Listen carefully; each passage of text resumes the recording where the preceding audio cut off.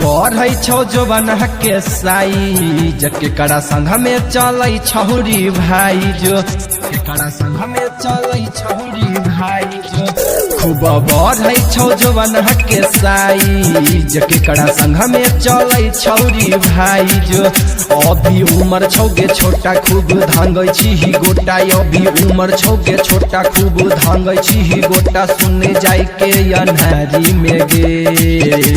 हम मजा खूब मारे छी बारी में गे दौड़ा वाला खेत के यारी में गे हेगे मजा खूब मारे छी बारी में गे दौड़ा वाला खेत के यारी में गे डीजे मिठू राजा पटसोनी दौड़ा वाला खेत के यारी में गे दौड़ा वाला खेत के यारी में गे नन्हे उमर याद रखै छी चार गे बेरी बेरी सभे से करै छी प्यार गे गरम छौ छौरी तोहर पूरा बाजार गे घूमै छी हीरो देतै फैशन के झार गे घूमै छी हीरो देतै फैशन के झार गे नन्हे उमर याद रखै छी चार गे बेरी बेरी सभे से करै छी प्यार गे गरम छौ छौरी तोहर पूरा बाजार गे घूमै छी हीरो देतै फैशन के झार गे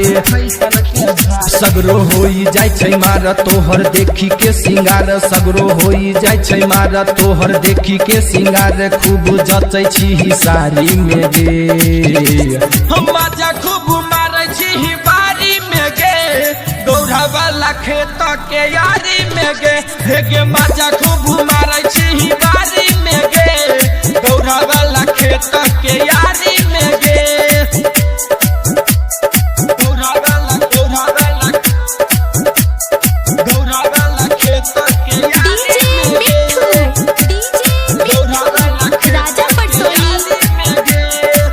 भर दिन में बदलै छी चार गो डरे सगे धैने छौ तोहर जवानी खूब रेस गे बनै छी छौरी तहूँ हीरोइन के भेस गे देखी के केतना छौरा होई छै बेहोश गे देखी के केतना छौरा होई छै बेहोश गे भर दिन में बदलै छी चार गो डरे सगे